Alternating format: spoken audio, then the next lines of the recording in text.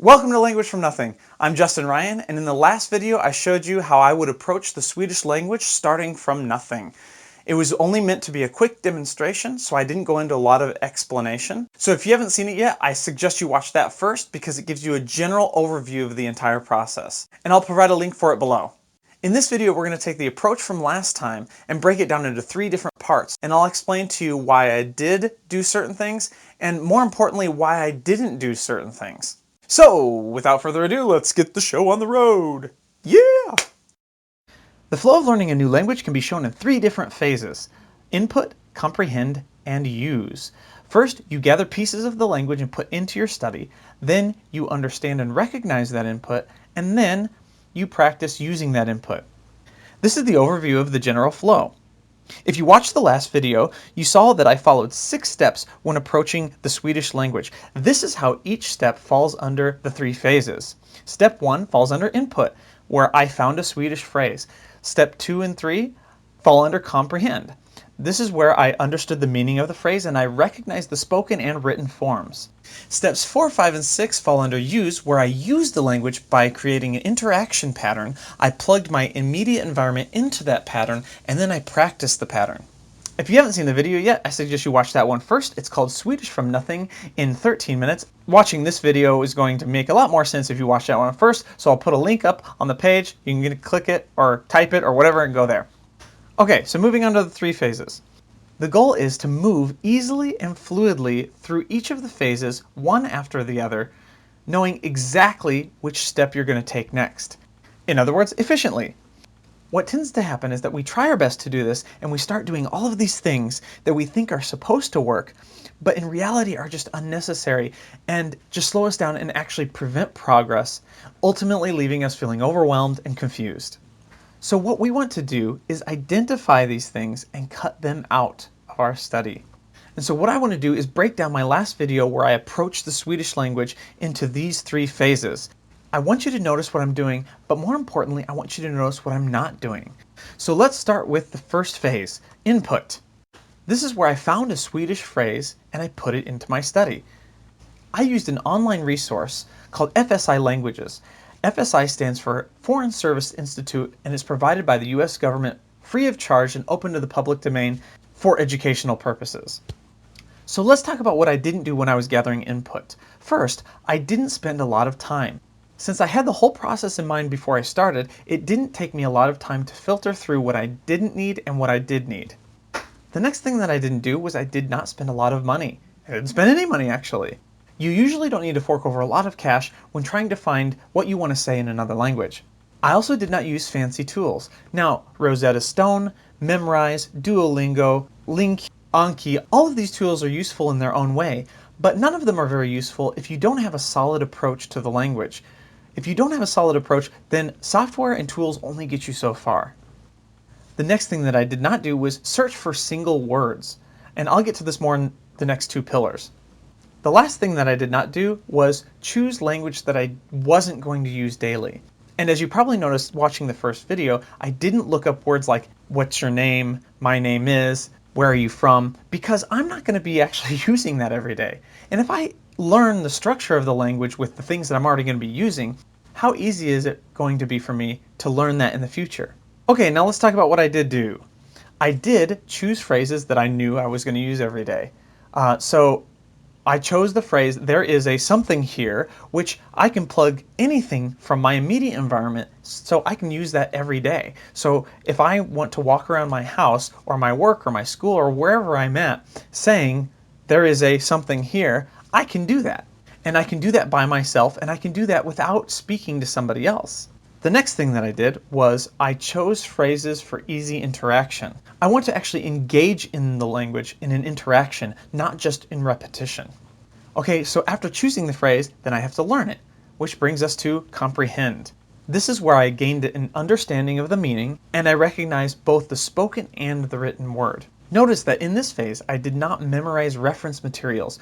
What are reference materials? Reference materials are word lists, verb conjugations, verb tenses, charts, these things. You don't need to memorize these things first before you start to use the language. Once you start to use the language, they're going to stick in your memory easier than a list or a chart. The next thing that I didn't do was I did not look up grammar or usage rules. And this is the thing, I can actually use grammar rules and understand how the words are used just by learning the phrase.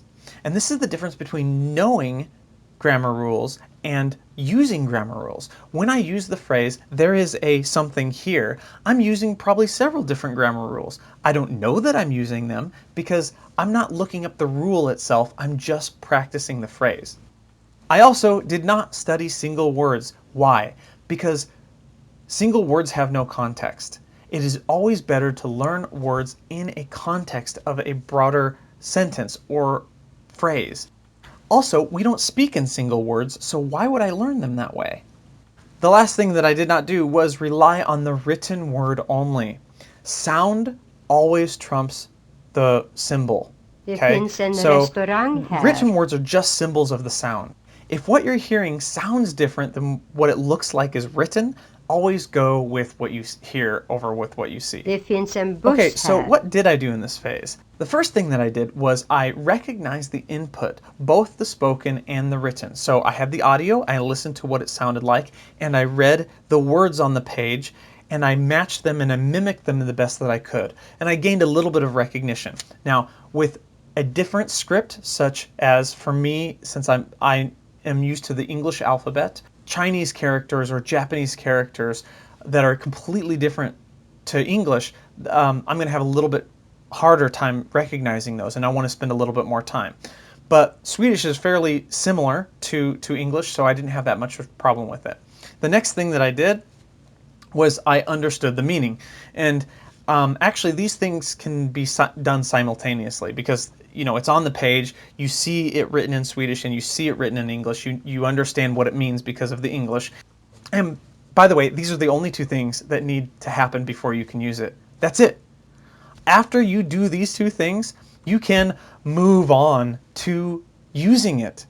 People spend way too much time in the comprehend phase where they study and they read and they do exercises. But the thing is, once you understand it and once you recognize it, you can use it. That's it. Just move on. Okay, I'm done ranting about that for now.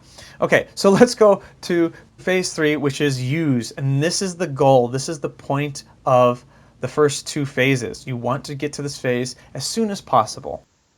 And in the video, the way I did this is that I created an interaction pattern. These are phrases that create patterns that I can interact with. Now, when I was creating these patterns, I did not create one-word patterns. You're wasting brain energy by drilling words one at a time. Your brain can actually learn a whole phrase with almost no extra energy, so why not learn a whole phrase instead? If I wanted to learn the word computer, it would be more beneficial to learn, can I use this computer? Or what kind of computer do you have? I have such and such computer. This will stick in my mind easier and for a longer period of time. The next thing that I didn't do, as you probably noticed, is I did not use English on my flashcards. And you may be wondering why. Well, the reason is that I've already comprehended the phrase as we talked about in phase 2. If I start using the phrase right after I comprehended it, then there's no need for English because I already know what it means. And this brings me to the next thing that I didn't do, which is I did not make translation patterns. This is if I were to have written a sentence in English and then translated it into Swedish, or vice versa. And this is very, very important. The reason I didn't do this is because first, it's an extra step that's not needed, and secondly, I don't want to get stuck in the habit of translating in my head when I'm in the conversation. Think about it. If I relied on translating first in every conversation, it would look painfully like this. Someone asks a question in Swedish, I translate that question into English in my head, I think of an answer to the English question, and then I translate the English answer into Swedish, and then I speak it in Swedish. Whoa, that is way too much work. Think about how slow that conversation is going to be. If someone spoke a sentence to me in Swedish, I want my immediate natural response to be Swedish rolling off the tongue. Along with this, I also did not make repetition patterns. This is if I were to have just written down the phrases, flipped through them, and repeated them verbatim. This one is deceiving because if you do this, it appears like learning is taking place. However, in reality, no learning really takes place with rote repetition. Doing it is just a waste of time and energy. The next thing that I didn't do was I did not memorize words or phrases. Memorizing phrases before using them is just extra work with no added benefit. Rather than memorize a phrase, when you use a phrase on a consistent basis, in practice, your brain will automatically and subconsciously start storing that information without any extra effort on your part. And the last thing that I did not do is I did not speak with a native speaker. Now, before you throw stones and tomatoes and pointy sticks at me, hear me out. I think it's good to speak with a native speaker. That is the ultimate goal anyway, so yes, it's very valuable and very useful. However, if you're like me, you need a lot of confidence that you can actually hold a decent conversation before you're speaking in front of people. And so practicing the patterns on your own is kind of like practicing an instrument on your own for a while before you actually go on stage and perform in front of an audience. Okay, so what are some of the things that I did do when using the language? Well, I did create interaction patterns. An interaction pattern is different from a translation or a repetition pattern in the fact that the pattern is set up in such a way where it provokes a response from you, which allows your mind to stay engaged and connected to the language. The next thing that I did was I used my immediate environment. I call this habitat language, where you find things that are in your natural habitat. For me, it was the bag, the desk, the computer, the TV, the things that I saw right in front of me. Because what I can do then is after I learn these, then I could start using them throughout my daily activities. I don't have to separate myself to go and study. I can just remember a phrase or think of a phrase or pull a flashcard real quick and review a phrase as I go throughout the day. So if I go to the kitchen to get something to eat, or if I go to the living room to watch TV, I can actually use the language while I'm doing these things. Okay, the last thing that I did when I was using the language is that I actively practiced it daily. Okay, well, actually in the Swedish example, that's not true. I didn't actively practice it daily because I'm not actually learning Swedish. It's just an example. But if I was actually learning Swedish, then I would actively practice it daily, again with the activities that I was doing throughout the day. Okay, so let's recap of the 3 phases of language learning. First, you have input. This is where you gather the language and put it into your study. When gathering input, you don't need to spend a lot of time, you don't need to spend a lot of money, you don't need fancy tools, you shouldn't look up single words only, and you should not use language that you know you won't use every day. On the other hand, do choose phrases that you will use every day, and do choose phrases that make for easy interaction. Phase 2, comprehend. This is where you understand and recognize the input.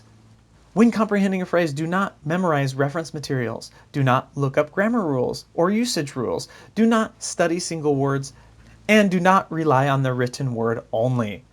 But when comprehending, do recognize the input, both the spoken and the written, and do understand what the input means. And again, once you do these 2 things, move right on to phase 3. When using the language, don't create patterns with single words. Don't use English on flashcards. Don't make translation patterns or repetition patterns. Don't memorize words and phrases. And you don't need to speak with a native speaker, at least at first. But when using the language, do create interaction patterns that you can interact with and engage with. Do use your immediate environment, and do actively practice daily. Okay, so look at each of these phases. And now let's take away the things that you shouldn't do. And look how much easier this is. You choose a phrase that you use every day that you can interact with, then you recognize and understand it, and then you create an interaction pattern that you can use with your immediate environment every day. This is where I got the 6 steps from the previous video. Now, you don't have to use these exact steps, but as long as you understand what kinds of things to do when gathering input, when comprehending that input, and then when using that input, you can make your own steps. Then you can move through them easily, knowing exactly what you're going to do next, and not wasting time on things that you don't need to do and are just going to slow you down. Okay, so that is the breakdown of my approach to the Swedish language. In the next video, I'm going to talk a little bit more about the 3 parts of language learning and how they directly affect our language learning workflow. Check it out at languagefromnothing.com. Check it out at languagefromnothing.com. So check it out at language. So check it out if you want. If you want to check it out, you can check it. Check it. You can look at it and check it. Make sure it's languagefromnothing.com.